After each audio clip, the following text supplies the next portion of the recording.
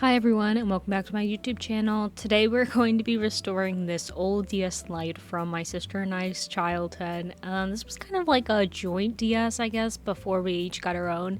And it's in pretty rough condition. As you can tell, the hinges are just not working at all, so I have to replace those. But the problem that I'm having is my game cartridges are not being read. And I don't know if anybody else is having this, I guess, problem, but I've finally found a solution.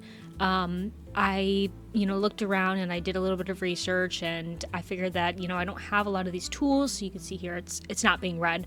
But I found this really nifty, easy to do solution that you literally probably have the tools already to do at your house.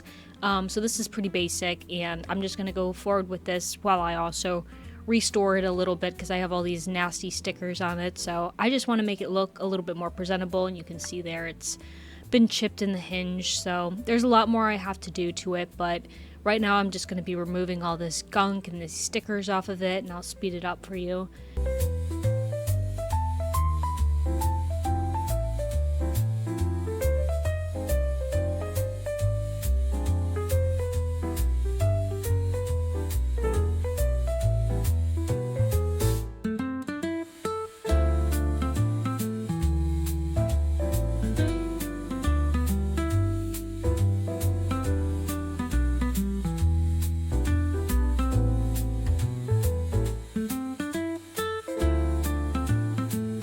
Alright, and there we go. It is brand new.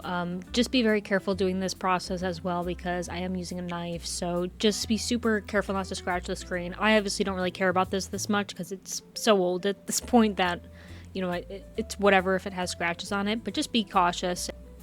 So now we're going to be taking these Q-tips and we're going to be digging in here a little bit, but I want you guys to know to be super careful because at the bottom of this are the spikes in which the DS cartridge is being read. So do not stick this Q-tip too far. As you can see, I'm just kind of like lightly rubbing both of the edges of the DS cartridge. Just be very careful because, like I said, there are spikes, so you don't want to damage any of the electrical wiring down below. But I just did a little bit, and you can see, here I'm done. And then I'm just going to be taking my hairdryer and just blowing it in low. And if you have a cooling option, use the cooling option. Don't use a lot of heat. But I literally just did it for like 10 seconds, not even. Now we're going to be entering the game cartridge back in. I'm just going to wipe it off a little bit, make sure nothing got on it. And let's test it to see if this method works. And the moment of truth.